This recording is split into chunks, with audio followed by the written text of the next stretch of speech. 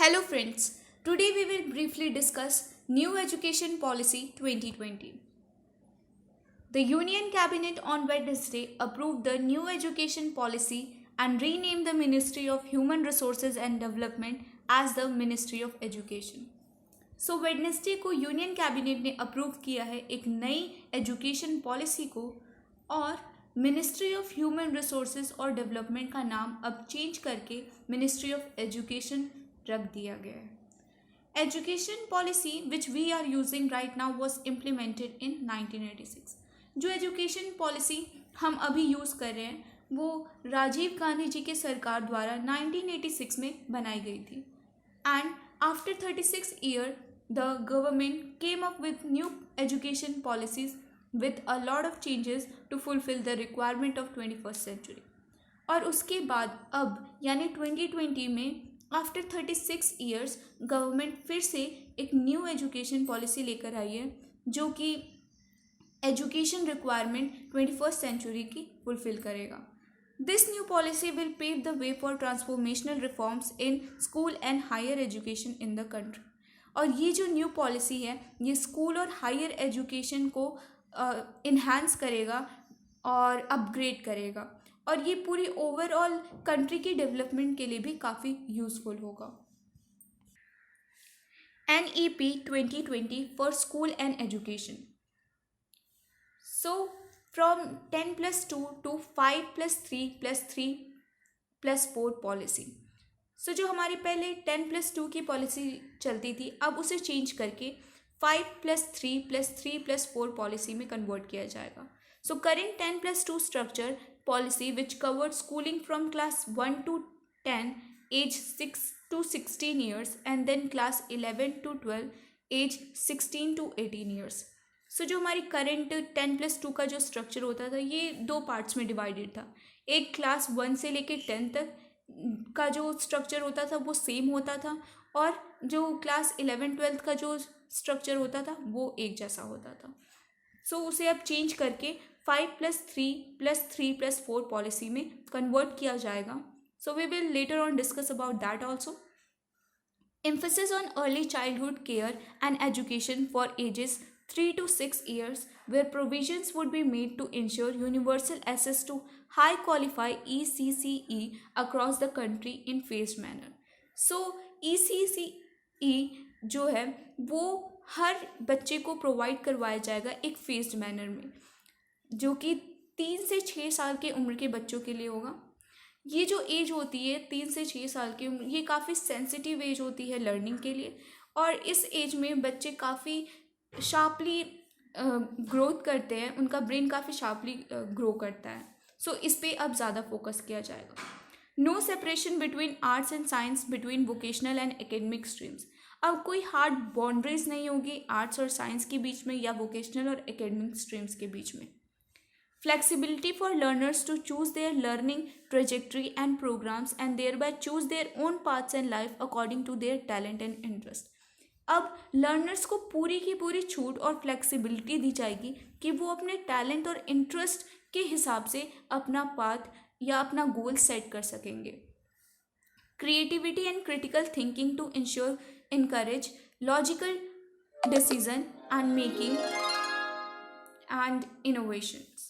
सो creativity और critical thinking पे ज़्यादा फोकस किया जाएगा और लॉजिकल डिसीजन मेकिंग और इनोवेशंस पे भी अब ज़्यादा फोकस किया जाएगा as compare to theoretical knowledge पे।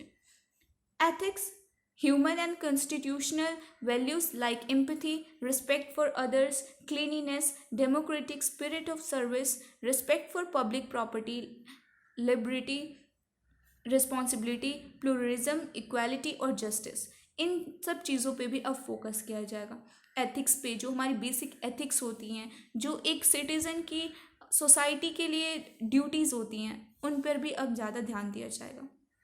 Life skills such as communication, corporation, team work and resilience, इन सब पे भी अब फोकस किया जाएगा। जो हमारी लाइफ स्किल्स होती हैं, हमारी बातचीत करने का तरीका, हमारा एक साथ काम करने का तरीका, अब इन सब पे भी इक्वली फोकस किया जाएगा। About 5+3+3+4 policy. सो जो हमारी पहले 10+2 की पॉलिसी थी, मतलब अभी भी जो है 10+2 की पॉलिसी, अब उसको चेंज करके 5+3+3 पॉलिसी मीन्स 4 पार्ट्स में डिवाइड किया जाएगा। सो जो पहला स्टेज होगा वो होगा फाउंडेशनल स्टेज, जो कि 5 ईयर्स का होगा। So for ages 3 to 8 years consider under foundational stage. ये जो 3 से 8 साल के जो बच्चे होंगे इनको फाउंडेशनल स्टेज में कंसिडर किया जाएगा। सो ये फर्दर 2 कैटेगरीज में डिवाइड हो जाएगा, 2 पार्ट्स में डिवाइड हो जाएगा।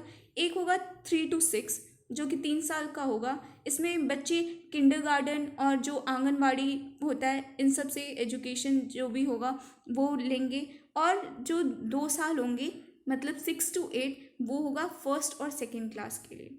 सो इसका जो मेन फोकस होगा the multi level play activity based learning, the focus would be on development of language skill and teaching by play based and activity based curriculum.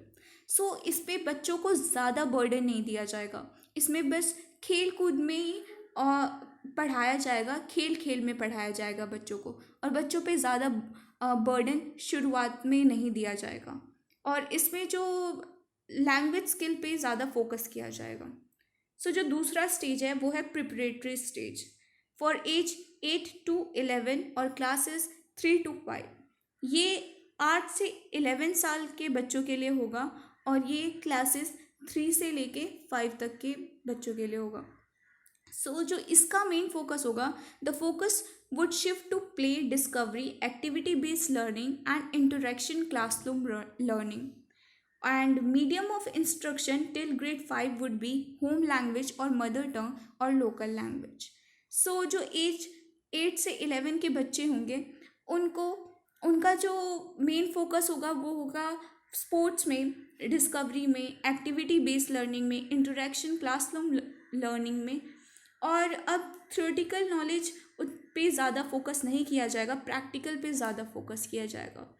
और एक और चीज़ जो ऐड की गई है वो ये की गई है कि जो अप टू 5 ग्रेड के जो बच्चे होंगे उनको उनके मदर टंग में भी एजुकेशन प्रोवाइड करवाई जाएगी। Third stage is middle stage, referring to the class 6 to 8। The new structure is in at transforming the existing system to more experimental learning in the science, maths, arts, social science and humanities. Focus would be on critical learning objectives and not on rote learning।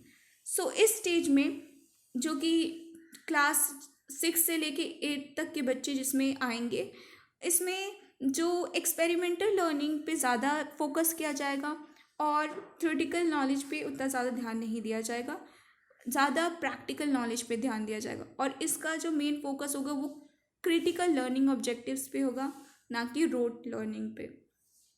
Fourth जो stage है वो है secondary stage. This include class 9 to 12। Students would be able to pick and choose any subject from their available structure. The focus would be on greater critical thinking and flexibility around the child to pick subject as per their interest, even technical and arts। so इसमें एक और बहुत बड़ा addition हुआ ये है कि बच्चों को पूरी फ्लेक्सिबिलिटी और छूट दी जाएगी कि वो अपने इंटरेस्ट बेस्ड सब्जेक्ट को चूज़ कर सकते हैं, अपने इंटरेस्ट के मुताबिक वो कोई भी सब्जेक्ट ले सकते हैं, चूज़ कर सकते हैं। For higher education, multi-entry or exit system with academic bank of credits to be established to facilitate credit transfer। The undergraduate degrees will be of either 3 or 4 years duration with multiple exit option within this period with appropriate certification। so for example, जैसे अगर अभी हम कोई BTech degree मान लो करते हैं तो हम अगर उसके 1 साल के बाद ड्रॉप कर लेते हैं तो हमारा वो जो ईयर होता है वो वेस्ट हो जाता है, उसका हमें कोई क्रेडिट नहीं मिलता। बट अब जो न्यू पॉलिसी है उसके हिसाब से हमें उस 1 साल का भी क्रेडिट दिया जाएगा, सर्टिफिकेट प्रोवाइड करवाया जाएगा। अभी के हिसाब से हमें हम जब 4 साल कंप्लीट कर लेते हैं उसके बाद ही हमें डिग्री मिलती थी और वो साल हमारा वेस्ट हो जाता था। पर अब की न्यू पॉलिसी में ऐसा कुछ नहीं होगा। हम 1 साल करेंगे तो उसके लिए हमें सर्टिफिकेट प्रोवाइड करवाया जाएगा, 2 साल के बाद ड्रॉप आउट करते हैं तो उसके लिए हमें डिप्लोमा प्रोवाइड करवाया जाएगा, और अगर हम कंप्लीट कोर्स करते हैं तो डिग्री प्रोवाइड करवाई जाएगी।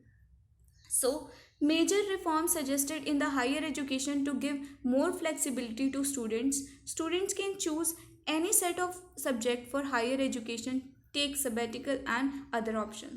So, जो मेजर रिफॉर्म है इस पॉलिसी का वो ये है कि स्टूडेंट्स को पूरी फ्लेक्सिबिलिटी प्रोवाइड करवाई जाएगी कि स्टूडेंट कोई भी सब्जेक्ट अपने इंटरेस्ट के हिसाब से चूज़ कर सकता है, कोई भी हार्ड बाउंड्रीज नहीं सेट होंगी।